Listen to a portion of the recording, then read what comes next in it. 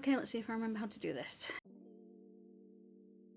Hello everyone, it's Jade, otherwise known as a Scarlet Rebel. Boy, has it been a while.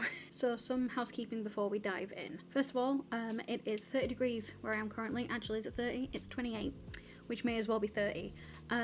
Therefore, the window directly behind this entire setup is open. I have a little fan on down by my feet. Lots of noises, lots and lots of noises. So if they are apparent, I'm sorry for that, but also I'm sweating in places I didn't know I could sweat, so I hope you'll forgive me. The other piece of housekeeping is that obviously this is the first video I filmed in my new place, so apologies for any teething issues that may arise. For example, I'm fairly certain I am way brighter than I should be, but I don't really know how to fix that, so we're just going to deal with it and hopefully fix it in post. Hopefully you won't even have any idea what I'm talking about.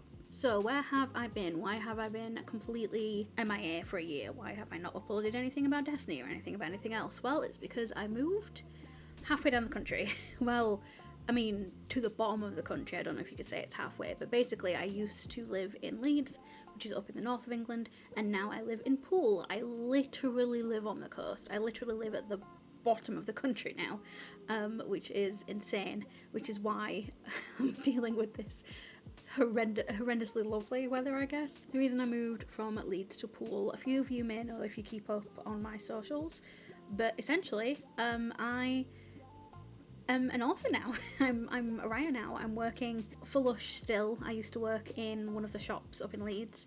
I was a sales assistant and then I was a supervisor, but now I work basically where LUSH was founded, which is Dorset Poole, obviously, and I'm sort of in the room where it happens a little bit. Like, I get to see like all of the cool new stuff that's upcoming, and I'm working on the stuff that's upcoming as well. So I've been working on a book. I've been working on one of Lush's many books. Not a lot of people know that Lush even do books, but the book I've been working on for the past year, I'm going to tell you about a little bit later, because I want to do a little bit of a like update, catch up, where I've been, sort of where I'm seeing this channel going now, given the news about Destiny. So we're just going to jump straight into that, and then I'll tell you all about the book that I've spent the past year writing a little bit later on. So let's talk Destiny. Now,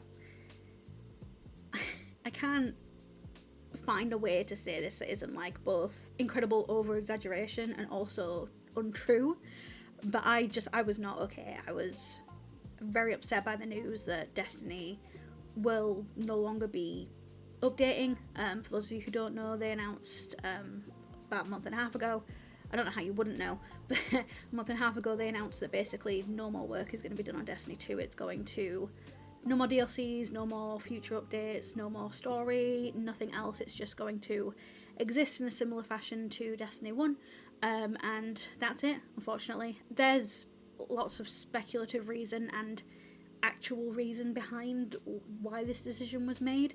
I don't really want to sit here and think about what I think it was or anything like that. I'm kind of past that. All I can really say is that it feels horrendous. It really feels horrendous. This is the game that I sort of built this channel on. This is the game that I met my partner on, that I met so many close friends on. This is the game that, you know, has inspired me to no end, and to know that we'll never get another update again, it was really upsetting. I've moved through it to the absolute best of my ability now, but I don't know where I stand with making Destiny content anymore.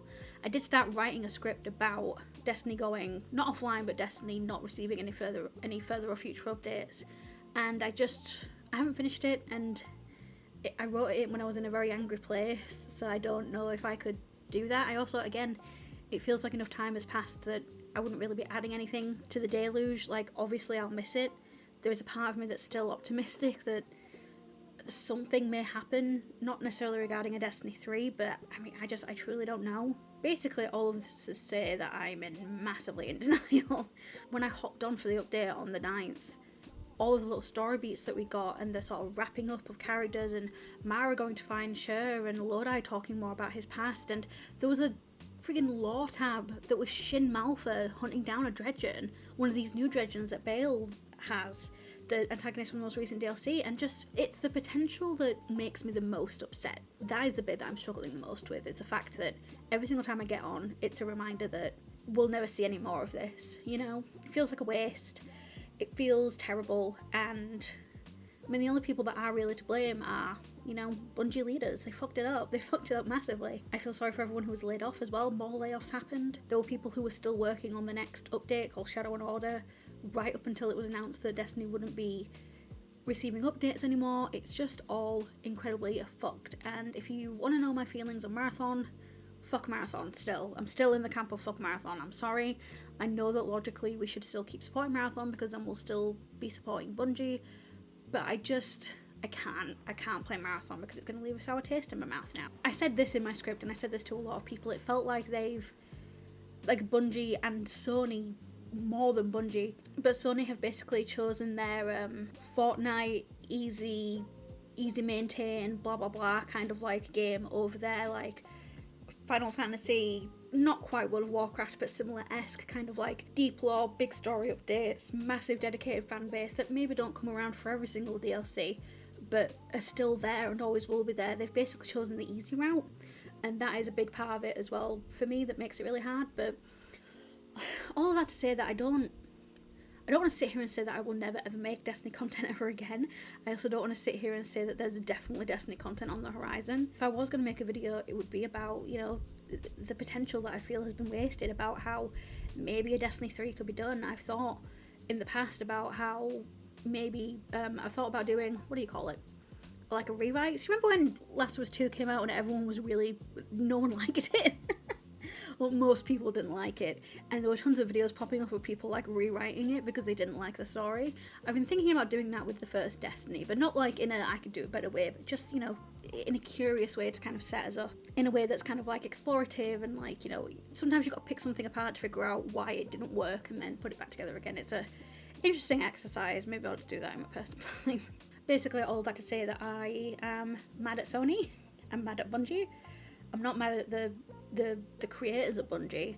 I'm mad at the leaders at Bungie. I still love Destiny. I will always love Destiny, but I just, in this moment, can't really face it without thinking of everything we're never going to get. You know what I mean? So moving on to my next sort of like life-ish update. If I'm not going to be talking about Destiny on this channel as much, what am I going to be talking about? Obviously, I still want to talk about video games. I still want to talk about LGBTQ plus representation. I still want to talk about narrative in video games and stories and things like that, but I've also really gotten a massive kick back into reading again since moving down here and moving into this job. I've always been a big reader, but I got properly back into like reading as often as I did maybe like as a teenager and in my early 20s last year.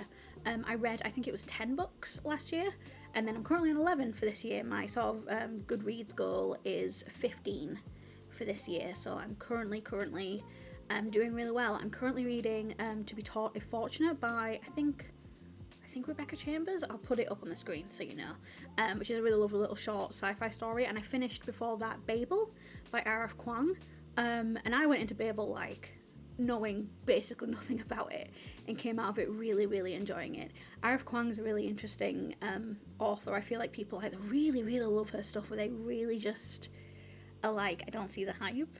But I thought Babel was incredible, and I today actually just went and bought Catabasis is how she says it and how other people say it when they're talking about it, but I've always said Catabasis. But again, Destiny people, you'll know that we had a quest where there was a character in it called Catabasis, and I don't know if they ever said Catabasis when they were talking about him, or if they said Catabasis, but I've just always said Catabasis. But anyway, all of that to say, I would kind of like, wait, there we go. I would kind of like to start talking about books, maybe. I don't want to like shift gears from being like a video game channel to being like a book channel. Like, I don't want it to feel like that. I just want to start talking about books as well.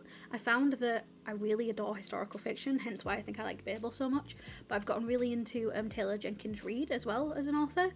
She wrote The Seven Husbands of Evelyn Hugo, which is a historical fiction sort of set around between like the 50s and the 80s Hollywood. It's kind of like what if Elizabeth Taylor was bisexual, basically. What if Ava Gardner like secretly had a wife, kind of like vibes.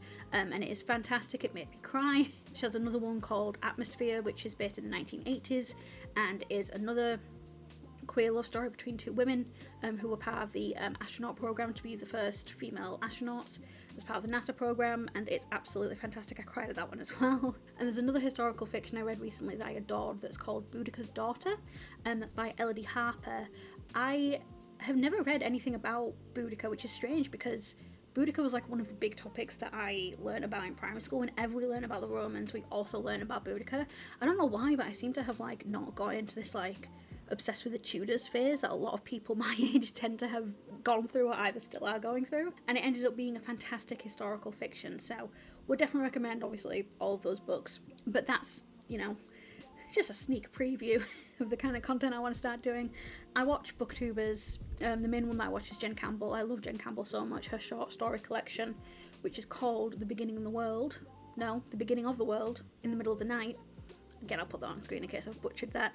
Is one of my favourite books ever. Like, probably, potentially my favourite book ever. Magical realism, lots of short stories, beautifully written. So I just want to make content like that. What have I been reading? Maybe a vlog style thing. I just want to add it to my repertoire, I guess. So I guess if anyone, like, massively objects to that, feel more than free to let me know. But yeah, that's sort of where I am right now with, like, the future of this channel, if that makes sense. It sounds very dramatic, but I can't like just switch gears without telling anyone. I don't have that in me, so I just wanted to sort of like put it out there. And without further ado, the book, oh my god, I'm nervous.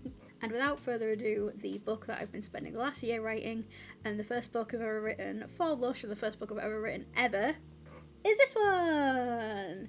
It's the LUSH Guide to Knot Wrap, From Furoshiki to Modern Artistry, The Journey of Reusable Gift Wrapping. And I didn't write this alone. I wrote this with Susie Hackney, who is the head of the gifts team at LUSH, and Maria Feast-Vine, who basically is responsible for bringing knot wraps, well, one of the many people who is responsible for bringing knot wraps into the fold at LUSH. So like I say, I'm massively proud of it. You can get it today. You can get it right now. You can get it in the UK and Ireland, and you can also get it on the LUSH website. You can get it in any LUSH shop as well, so your local LUSH shop, you can get it in there. But why should you buy this book? Well, I'll tell you, not just because I wrote it. So one of the main reasons you should buy it is because it has these absolutely incredible illustrations by an artist, Australian artist called Chrissy Lau. She's done a lot of lovely little illustrations throughout the book, like that one as well, for example. And if you're sitting here and you're thinking, Jade, you haven't even explained to me what a knot wrap is. This is a knot wrap. This is a knot wrap. It is a little piece of fabric, square piece of fabric, that has a design in it. Either a artist has made their own design, or we've sourced vintage scarves from around the UK. And the whole point of knot wraps is that they're inspired by a Japanese practice called furoshiki. Furo meaning bath and shiki meaning spread. Bathhouses are very popular in Japan, and back in, I believe it was the Edo period, people would use furoshiki to basically wrap up their clothes whenever they were going into the bath, and that practice kind of evolved and stayed for so long that people would use furoshiki to wrap gifts. They would use them as bags, they would use them, you know, sort of everyday objects all the time. And what LUSH wanted to do was basically sort of focus on the idea that it could be a plastic-free alternative, and you can use knot wraps for a shiki, any sort of like piece of fabric, any square piece of fabric for anything. You can use it as a headscarf, you can use it as, like I say, a bag, you can use it to hold a water bottle, water bottle. They are incredibly versatile. I've used them for wrapping paper. That's like the big one. The big one is using them for wrapping paper, because if you have just like this beautiful collection of square pieces of fabric, you won't ever have to buy wrapping paper ever again. You can just spend every birthday, every Christmas, every time of celebration just wrapping up anything that you've got in these little pieces of fabric, and the person can keep the fabric if they want, or you can just take the fabric back, because part of furoshiki is opening it and revealing it, and the person taking the gift and you keeping the fabric if you want. It's all in the book. It's all explained right here in the book. There's a history chapter that talks about the history of furoshiki. There's a how-to chapter that shows you some really easy to do ties. For example, the bag that I've mentioned a million times. This is one of my favourite ones to do. My other favourite one to do is the double knot book wrap. This one's really fantastic for any kind of gifts really, but also especially for books as well. But as you can see, it's just such a beautiful way of presenting gifts. Throughout the book, there's different sections showing off different designs. We've had artists from all over the world making designs for knot wraps for us since 2009.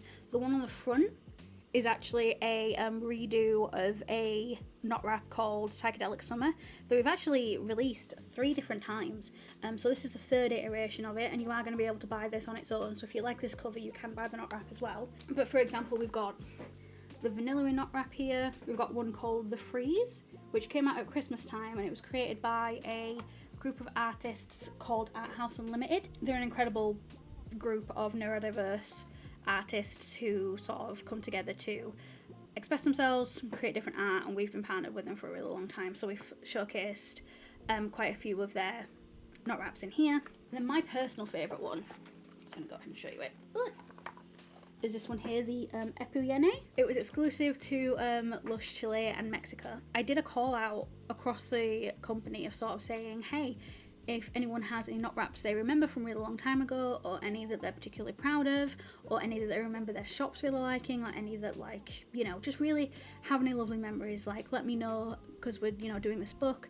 And the Chile and Mexico team got in touch with us and said that this was one that they'd done that they were really, really proud of, and it came through. So it's my favourite for that reason, because they were just so passionate about it. They made this knot wrap for Plastic Free July in 2024, and it ended up being on the news in Chile and Mexico. It ended up winning an award internally at LUSH. There's also some lovely interviews in here as well with collectors of knot wraps, people who have used them for activism, people who are big LUSH fans, people who use them every single day, and sort of give you a little bit of a insight into how and why they do that. We also have sections about the suppliers, so the people who supply the cotton, the people who supply the vintage knot wraps I was mentioning before. The different suppliers that we work with are basically integral to getting these knot wraps into our shops, and they use regenerative methods, they have really big communities, and we've been working with some of them for like over 2 decades, so really, really wonderful stuff that you can read all about them as well. And then there's a little bit of a call to action at the end, sort of like explaining a little bit more about like how you can use knot wraps in your daily life and why you should consider doing so, and etc, etc. It's all good stuff. And what I really like as well is that the how-to chapter kind of falls in the middle of the book. So this is where the bag one is I've showed you already. It kind of falls in the middle of the book, so you can literally just have it open and just practice ending in all wraps. And what I'll do is I'll link a couple of videos down below. There's one that is a LUSH Reveals that reveals the book, and it's Finley who hosts those reveal videos, basically doing some of the ties in the book. But then there's also a video where someone is doing like all of the ties from this book, using the same knot wraps that we're using them as well, I'm pretty certain. So I will link both of those if you want more of a physical representation of what this book can offer you. But yeah, like I said, I'm just massively, massively proud of it. A lot of research, a lot of time went into it, and it's the first book I've ever written. So yeah, that's what it is. That's what it can offer you. That's why I haven't been here talking about gay people in video games for the past year. And here we are at the end of my little life update ramble. So what's going on right now? What is the future going to look like for me and this channel? Well, I have a Substack now, because of course I do. I'm trying to do reviews monthly up there of all the books that I read, so if you want to check that out, there will be a link to that in the description. I've been uploading on Instagram a lot more regularly as well, so I would also recommend checking me out on there. Like I mentioned, I want to keep doing video game content, but I'm going to try and put some book content and some other content in there as well. I want to keep doing essays as well, like that's a big thing for me. I love video essays, I love watching them, writing them, reading a video essay, you know what I mean. I'm still very much in this world of like wanting to create these things, so who knows, it could be anything, but I know sort of deep down what I want it to be. I'm also really hoping that now that I have a setup that works, hopefully, I'll be more inspired to make more videos. All that to say, I'm back. At least I hope I'm back. I hope that I can be here again and make more content and keep you guys up to date with what I'm doing and talk about, you know, more than just video games. There's more to life than video games. No, there isn't. I'm joking. I also really wanted to say thank you to everyone who's still here, who's still subscribed.